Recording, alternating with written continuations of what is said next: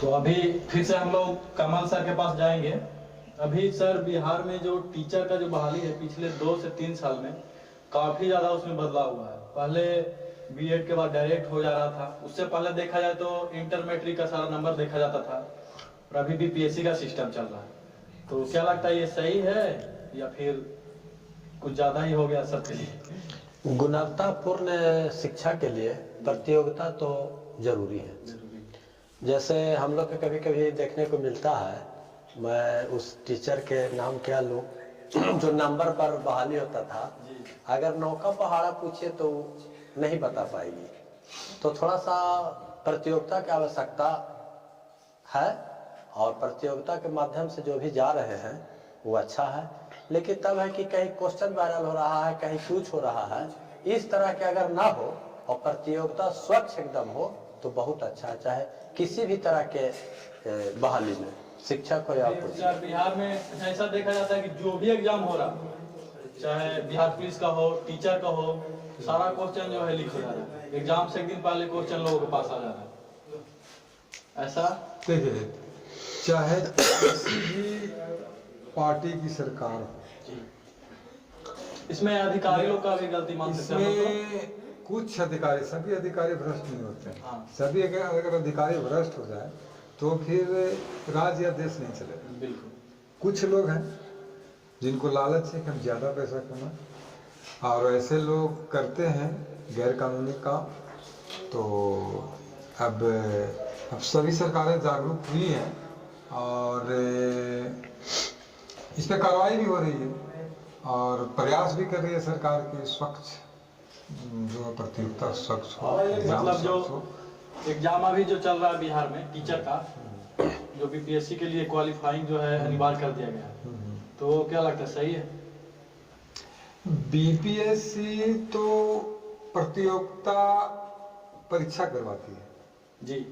Qualification जिस आधार पर दिया गया है, मापदंड जिसको आप बोलिए जी, कि मापदंड जो शिक्षक बहाली का है एकदम सही है, कहीं से गलत नहीं है, समझे। और ऐसा नहीं है, पुराने भी नियोजित शिक्षक भी थे, उसमें भी टैलेंटेड लोग हैं जी। और सभी विभाग में कुछ न कुछ तो खामियां हैं, और उसको इग्नोर करके लोगों को चलना चाहिए, उसको ज़्यादा प्रसारित करने से नहीं। चूँकि हमारे कई मित्र हैं, चूँकि हम 93 में ये 10 का एग्ज़ाम पास किए थे, इसको 95 10+2, इसके बाद हम अपने क्षेत्र में चलता था सीनियर कोचिंग सेंटर, उसमें क्लास भी करवाए थे। 10+2 में थे तो 10 का क्लास करवाते थे जी। और इसके बाद मगध विद्यापीठ भी जो हमारे यहाँ बहुत पुराना विद्यालय है, उसमें भी हम 1-2 साल सेवा दिए हैं शिक्षा के लिए, और बीच में हम छोड़ करके फिर ऐसे ही, चूँकि बेरोजगारी बहुत ज़्यादा थी। लेकिन अब ये चीज़ एक ज़रूरी है, अभी खास करके बिहार सरकार की मैं तारीफ करना चाहूँगा कि रोजगार के लिए युवाओं को मौका मिल रहा है, मौका दे रही है। चाहे वो बीपीएससी एग्जाम, ठीक है, थोड़ा देखिए संख्या ज़्यादा है, कंपटीशन टफ है, लोगों को लग रहा है कि हम नहीं जा, जो नहीं जा रहे हो ज़्यादा हल्ला कर रहे हैं, और जो जा रहे हो खुश है, खुश है ना। जैसे हमारे क्षेत्र में अभी तो शायद ही लोगों ने जो बीएड किए हुए हैं और उनका ये जॉब शिक्षक में नहीं हुआ, शायद ही मिल जाएंगे। अगर वैसे लोग मिलते हैं, कुछ सब्जेक्ट वाइज प्रॉब्लम है, कट ऑफ अब ज़्यादा गया है तो उसमें कुछ लोग हैं, लेकिन ऐसे अदरवाइज बहुत अच्छा। एग्जाम का जो पैटर्न बदला गया वो सही के लिए एकदम। प्रमोद सर हैं, उनसे भी एक सवाल लेंगे। अभी सर जो है, अभी हाल ही में जो एग्जाम हुआ था उसमें बिहार का एग्जाम जो हुआ उसमें यूपी के लोगों को भी स्पेशल सेट दिया गया था, कुछ परसेंट था सर, आपको पता होगा। तो क्या लगता है, वो करना चाहिए था या नहीं? और मतलब उससे तो साफ पता चल रहा है हम बिहारियों को जो है, मतलब उसमें जितने लोग बिहार के जाते उसके जाते यूपी के लोग आ गए, ये तो गलत है।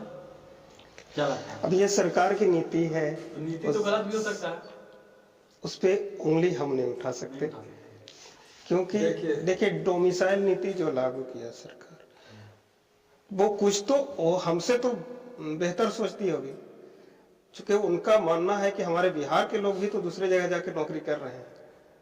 जी कर तो रहे हैं, लेकिन ऐसा है कि मतलब कि बिहार के लोग ज्यादातर जो है पूरे सेंट्रल नौकरी है वो जाकर करते हैं, दूसरे राज्य के लोग, जैसे अभी झारखंड में बगल में देखिए, वहाँ टीचर का वहाँ तो नहीं मिल रहा है। इसमें हो सकता है सरकार का कि नीति अपनाया होगा, क्योंकि बहुत सा ऐसा काम था जो बिहार से ही शुरू हुआ, उसको केंद्र भी अपनाया।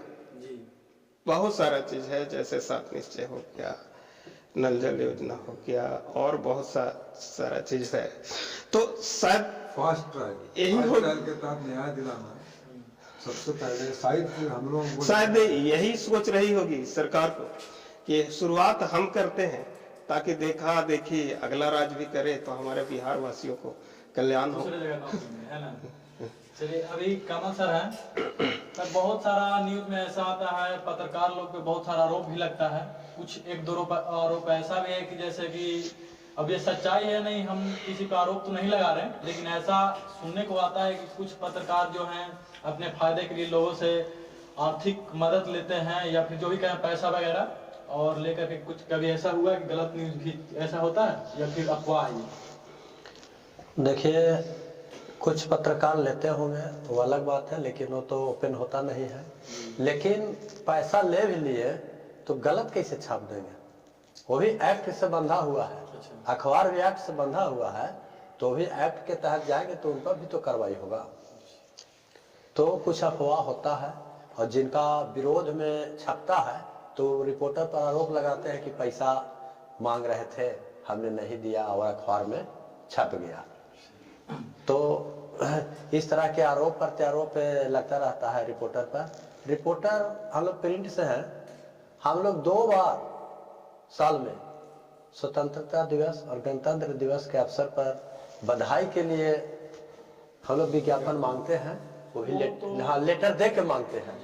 कोई देते हैं, बहुत से लोग ना भी देते हैं। उस समय तो बहुत से प्रतिनिधि के और मोबाइल बंद हो जाता है, फोन नहीं उठा पाते हैं, तो हमारा झेलते हैं हम लोग। जी। अभी जयनाथ सर हैं सर, अभी बहुत सारा ऐसा जो है बिहार में, बहुत कुछ ऐसा है जो कानूनी तौर पे बंद है, लेकिन यहाँ खुलेआम चल रहा है। जैसे में उसमें हम लोग अगर कुछ एग्जांपल ले लें तो सबसे पहला तो नाम आता है शराब का, दूसरा और है दहेज प्रथा भी रूल के हिसाब से तो बंद ही है। अभी सिंपली देख ले तो बाजार में प्लास्टिक भी बैन है बिहार में, शायद भारत में भी हो, लेकिन सारा चीज चल रहा है। तो शराब तो खुलेआम चल रहा है। देखिए, तो इन सब पे क्या लगता है? सोनू जी, जी सरकार नियम बनाती है जी, फॉलो किसको करना है? जी हम लोग करना है, वो करना है। अगर आप फॉलो नहीं करते हैं तो सरकार वो नियम तो फेल करेगा ही। अब शराबबंदी भी ले लें, और बहुत से पार्टियां इसका विरोध भी करती है, कुछ लोग समर्थन भी करते हैं। आप विरोध करते हैं, समर्थन करते हैं सर? हम बता रहे हैं ना, वही चीज बता रहे हैं हम आपको कि शराबबंदी सरकार का बहुत ही बढ़िया कदम है, ठीक है। इससे बहुत से परिवार का भला हुआ। अब कुछ लोग मानसिकता के हैं जो शराब का सेवन प्रतिदिन करते हैं, ठीक है, तो वैसे मानसिकता के लोगों को बदला नहीं जा सकता, ठीक है। अब मान के चलिए कि आप एकदम शराबबंदी के लिए कड़ा कड़ा कानून ले आए, फिर लोग विरोध किया, लेकिन एक चीज देखिए कि उसमें औसतन लोगों को क्या, जैसे सड़क दुर्घटनाएं, सड़क दुर्घटना शराबबंदी के बाद जैसा हम लोग खबर लिखते हैं, औसतन बहुत कम गया है। मैंने कहिए कि जो हम लोग शराब का जो कानून लागू था, शराब चलता था, तो अगर हम महीने का बात करें तो महीने में अगर 10-15 एक्सीडेंट का हम लोग खबर लिखते थे, तो आज महीना में 1 या 2 लिखाता है। इतना परसेंटेज मतलब ये शराबबंदी अच्छा चीज है ना। अब हम लोगों को फॉलो करने की आवश्यकता है। और भी है सर 1-2 टॉपिक, जैसे में अभी बिहार में देखा जाए तो सबसे ज्यादा तेजी से बढ़ रहा है कुछ तो दहेज प्रथा। आजकल ऐसा होता है गरीब लोग जो हैं, उनकी बेटी है तो शादी करने के लिए अपना खेत बेच देते हैं। यहाँ तक कुछ लोग तो आत्महत्या करने पे मतलब कि आ जाते हैं कि मेरी 2 बेटी है 4 बेटी है, पैसा नहीं है। तो ऐसा भी बहुत सारा आप न्यूज सुने ही होंगे। तो इसके पीछे क्या लगता है, आप लोग कुछ काम कर रहे हैं इसमें? देखिए, जब तक इसमें जहाँ तक हमको लगता है सामाजिक पहल, सामाजिक स्तर पर इसको और आगे आने के लोग को, युवाओं की जरूरत है। जब तक जिनको दहेज लेना है, जिनको देना है, उनमें जब तक जागरूकता नहीं आएगी तो चोरी छिपे ही सही। सरकार की नजर में तो दहेज है ही नहीं, कहीं पर इसका बॉन्ड तो बनता नहीं है कि हमने इतना दहेज दिया और इतना लिया, ऐसा तो होता नहीं है। जो भी अवैध है इसको अवैध ही कह लीजिए। जैसे है आर्म्स रखना अवैध है, तो क्या आर्म्स नहीं रख रहे हैं लोग? तो उसको जड़ से बिल्कुल खत्म नहीं किया, सिर्फ कानून बन जाने से उसको खत्म नहीं किया जा सकता जब तक उस पर कार्रवाई नहीं करेगी सरकार। और जागरूक होने की और सबसे बड़ी चीज है जागरूकता। किसी को जबरदस्ती थोप के नहीं कुछ समाज में सुधार नहीं लाया जा सकता। इसके लिए सामाजिक जागरूकता बहुत जरूरी है। इसमें एक चीज और हम बोलना चाहते हैं, जहाँ दहेज प्रथा की बात की है, एपिसोड के माध्यम से मैं लोगों को संदेश देना चाहता हूँ कि आप बेटियों को बेटों से ज्यादा पढ़ाइए जी। वो ज्यादा ऊंचा पोस्ट पर, आज अगर बीपीएससी करके कोई लड़की अगर टीचर बन गई है तो उसके क्या ऑफर जा रहा है कि मेरे यहाँ शादी कीजिएगा, पर फिर भी उनको तो वो नहीं मिलेगा, नहीं दहेज नहीं मिलेगा, प्लस मेरे यहाँ शादी कीजिएगा, है ना, तो वो भी ऑफर कर रही है कि आपका बच्चा क्या करता है जी। ठीक है, तो हम उस लायक बने ना जी, हम अपनी बेटियों को पढ़ा, हम प्रेरणा, ये मेरा एक मैंने सोचा प्रेरणा है कि बच्चों से ज्यादा बच्चियों को पढ़ाइए आप। वो उसकी मानसिकता भी मजबूत है और मजबूत हुई है बच्चियों की मानसिकता, और महिलाओं का रक्षण भी है। कट ऑफ आप देख लीजिए, अगर 50% आया तो हो गया, वही काम हुआ है सर। अभी कमल सर हैं तो हम उनसे एक सवाल लेना चाहेंगे। अभी बहुत सारे जो दर्शक हैं या फिर हम सबके साथी लोग हैं, वो अभी बहुत सारा बेरोजगारी फैला हुआ है पूरे देश भर में। तो सर कोई भी अपने कैरियर को लेकर के चिंतित है या फिर चाहते हैं कि हम प्रेस में अपना कैरियर बनाएं, तो उनके लिए आपका क्या लगता है, उसका प्रोसेस क्या है, थोड़ा सा शॉर्ट में आप बताएंगे? जैसे प्रेस में अगर कैरियर बनाना चाहते हैं तो उसके लिए तो उनको पत्रकारिता का पढ़ाई पढ़ना होगा जी, तभी कैरियर उनका बनेगा। ऐसे हम लोग पत्रकारिता पढ़ करके नहीं आए, हम लोग अपने अनुभव पर हम लोग प्रखंड रिपोर्टर का काम कर रहे हैं। तो हमारा कैरियर नहीं हुआ, हमारा एक साइड काम हुआ कि चलिए आज सारा काम करते हुए हम अखबार के माध्यम से लोग तक हम पहुंचा दें। इसके लिए मास कम्युनिकेशन किया जाता है।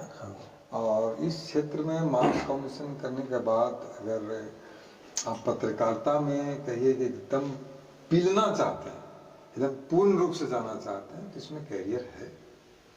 और अब तो प्लेटफॉर्म भी हो गया सोशल मीडिया जी, ठीक ना, सोशल मीडिया के माध्यम से आप रवीश कुमार जी देख लीजिए जी, सबसे यूट्यूब पे अभी उतना पैसा रवीश कुमार किसी चैनल के में रहते हुए भी नहीं कमाए थे। अच्छा। जब यूट्यूब पर गए तो इनको तो फेथ ही नहीं था कि हम इतना ज्यादा वायरल हो जाएंगे, हमको इतना पैसा अर्निंग होगा। वो अपने स्टेटमेंट में दिया। आप अगर उनको फॉलो करते होंगे अगर तो, और लोग उनको तरह तरह के पत्रकारिता में कुछ दूसरे लॉबी के भी लोग हैं, इस लॉबी के भी लोग हैं, लेकिन अगर उनको क्या कहते हैं दुनिया भर में पत्रकारिता के क्षेत्र में उनको जो प्राइज मिला, बहुत सारा प्राइज मिला है, तो हमको तो उनको अच्छा मानना पड़ेगा, क्योंकि कुछ किए तब ना उनको मिला है, और लोगों को क्यों नहीं मिला। अभी प्रमोद सर से हम जानना चाहेंगे, अभी सर सोशल मीडिया की बात कर रहे थे, तो अभी देखा जाए तो बहुत सारा युवा हैं या फिर छोटे छोटे बच्चे को आजकल जो है मोबाइल थमा करके सोशल मीडिया से कनेक्ट कर दिया जाता है। तो सोशल मीडिया से मतलब फायदा ज्यादा है या ज्यादा नुकसान है, क्या लगता है? सोशल मीडिया तो समाज के उत्थान के लिए, देश के उत्थान के लिए बहुत बड़ी प्लेटफॉर्म है, बशर्ते उसको मिसयूज ना करें जी। आजकल के कुछ लोग ऐसे हैं जो सोशल मीडिया को बदनाम करने के लिए इस तरह से उतारू हो गए हैं कि उनको बस लगता है कि हमने एक वीडियो बना लिया, वीडियो क्लिप बना लिया और हम कर दिया तो उस पर कार्रवाई हो गई, जबकि ऐसा हकीकत कुछ होता ही नहीं है। वो खुद बनाते हैं, खुद देखते हैं, खुद एंजॉय करते हैं।